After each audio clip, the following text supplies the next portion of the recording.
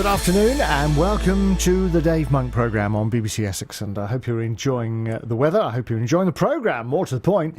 What do you think about this? Residents in Grays are calling on Thurrock Council to rethink plans to build a new 900-place secondary school on their local park.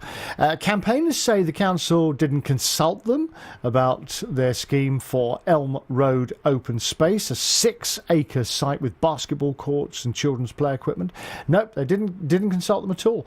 The council says no other option because over 1,000 new school places are needed in the town within the next 4 years, and there aren't any other sites large enough. Well, let's get both sides of this. First of all, I'm joined by Jen Farrant, who started the campaign to save Elm Road Open Space. Jen, welcome to the show.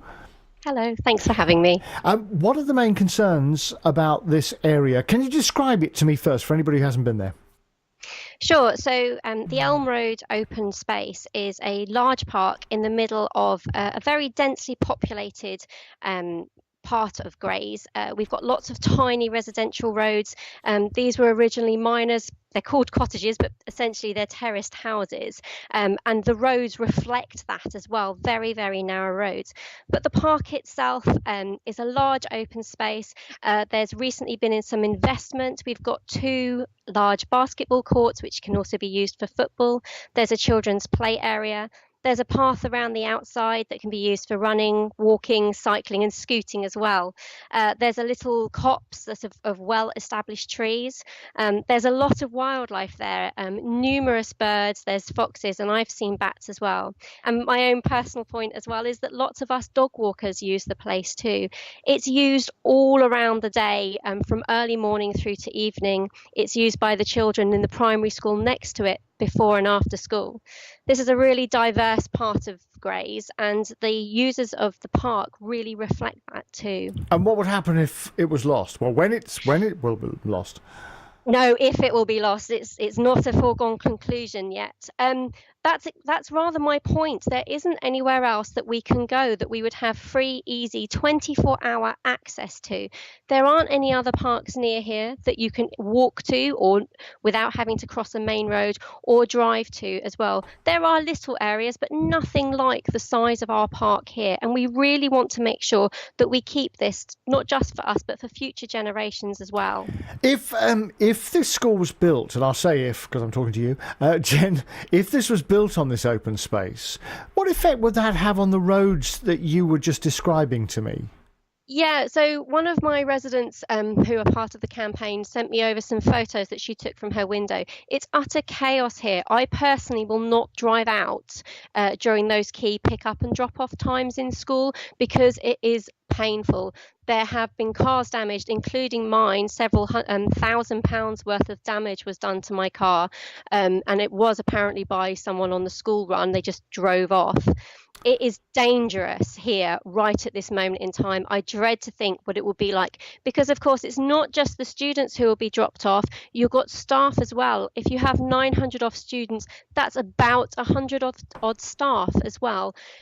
And of course, you've got the construction traffic before that even happens. Just the other day, we had a heavy goods vehicle stuck in this road. He couldn't get out. It took a long time with us all moving our cars for him to get out.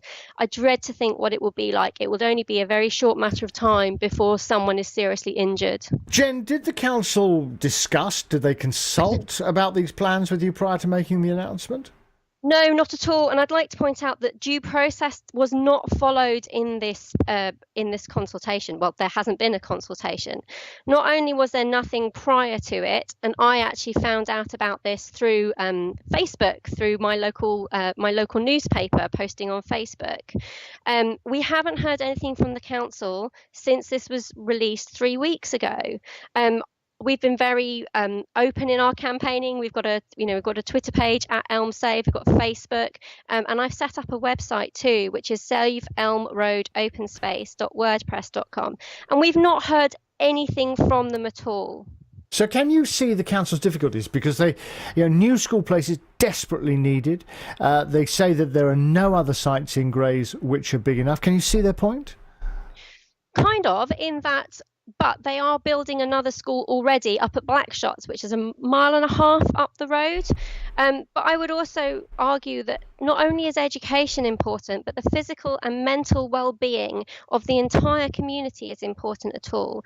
We know that exercise can contribute towards both of these things. We know that being in green spaces is important. That's been recognised by the World Health Organization as too.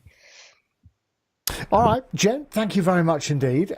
So that's Jen's point of view. Listening to that is Councillor James Halden, who is the Cabinet Member for Education and Health at Thurrock Council. Pretty convincing arguments from Jen. James? Well, first of all, what I'd say is that it's a shame the good news is being drowned out ever so slightly. There aren't many boroughs that can boast they're delivering 3 new schools and 6 expansions. Yeah, but they don't want it there. They don't want it at that particular place. Well, I know they don't, Dave, but the fact of the matter is, when you've got limited land resources, you have to make difficult decisions. And I know that we are not going to find unanimous support for this scheme, but when you're looking at having 1,000 too few school places in Grays, that's just secondary school places, in the next couple of years, you have to ask yourself, what is going to cause the greater harm? And in my view, spending millions to send children across the borough far away from their homes to schools they don't want to go to, or spending millions on temporary accommodation, these ridiculous porter cabins that never seem to go, that is going to cause the greater harm. Children in Grays need and deserve this investment to be delivered to create the school places close to where they live. Yeah, but not there. But where is the alternative? We are not a massive shire borough. We're not a place like Malden that's got huge expansions of land. Yes, Grays is very dense, but how do you think some of these inner London boroughs get along? You have to be creative and make very difficult decisions with planning. Why can't you create these extra places that you need by expanding existing schools? Surely that would be easier and cheaper. And you say with a certain amount of derision about the porter cabins and so on. Well, there doesn't have to be porter cabins. You can build on existing school land, can't you? Well, first of all, several schools in the local area have been expanded multiple times. But every time you do an expansion, for example, we've just done an expansion at St Clair's that's run us for about £2.5 million and only created about 200 places because there's only so much you can do.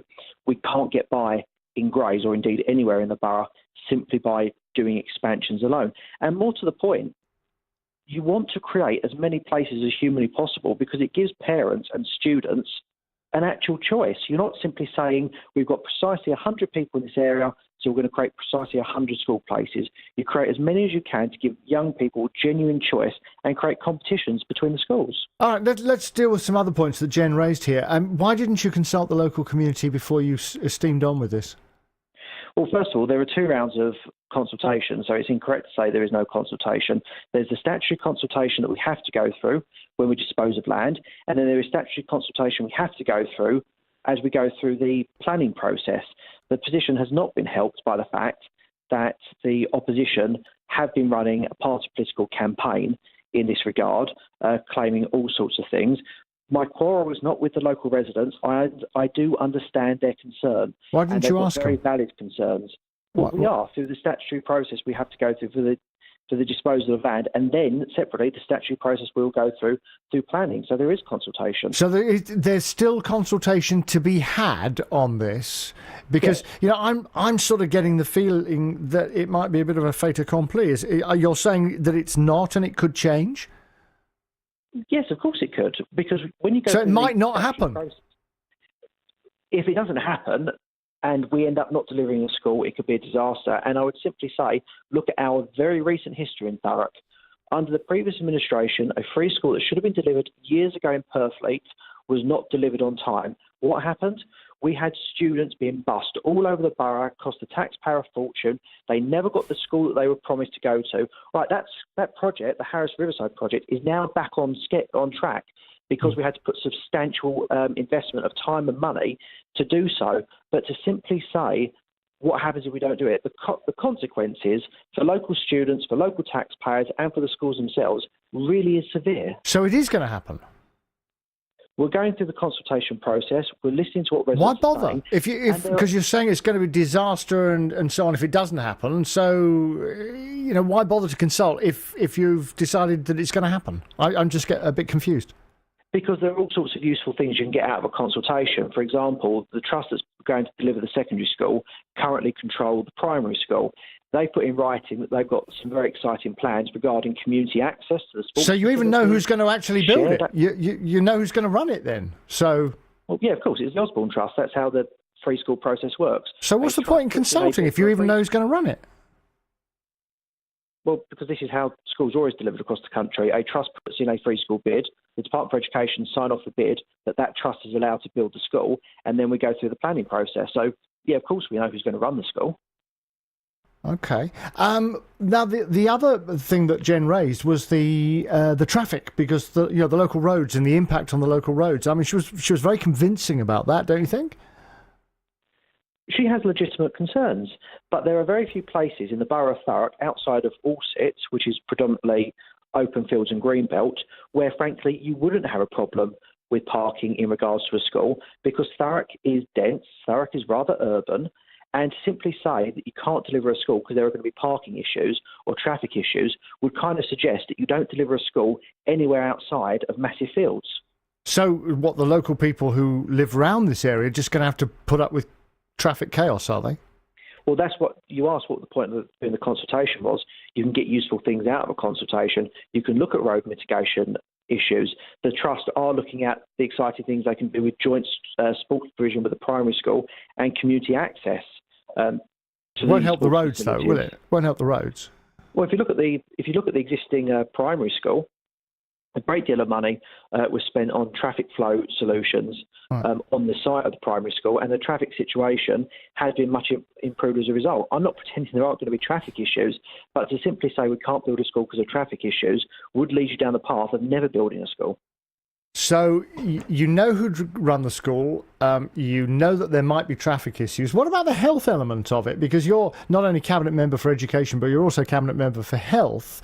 Mm-hmm. Surely taking away green space, where, again, Jen was saying, people go and walk, they can exercise, children can play, very idyllic scene she painted there. Surely taking away that green space will have a negative impact on local people's health, won't it? Well, first of all, we have a number of excellent green spaces in Grays. I'm thinking a very short distance away from this site is the Grays Beach site. You asked in terms of health.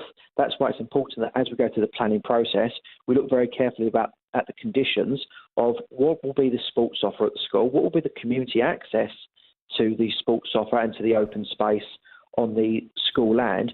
So there are creative ways that you can actively do this. James, finally, and briefly, I hope you don't mind me asking this, but Jen wants to stop this from happening. Yeah. Is she wasting her time? She is a local resident and she's got every right to be forthright in her views. And indeed, because of the consultation, she may come up with a number of ideas that are But very she wants helpful to stop it from scheme. happening. Is she wasting her time, really? My position is quite clear. I'm the Cabinet Member for Education. We've got tens of millions of pounds for investment. I am not going to run the risk of our children not having a good local place to go to school. So I do respectfully say I understand what the community is saying. We're going to take their points on board. But in terms of stopping this scheme, I do respectfully disagree. All right, James, thank you very much indeed. Councillor James Halden, who's Cabinet Member for Education and Health. My thanks also to Jen, who was on earlier on, Jen Farrant, who started the campaign to save that space, the Save Elm Road Open Space. Well, what do you think? Because, convincing arguments on both sides there, surely.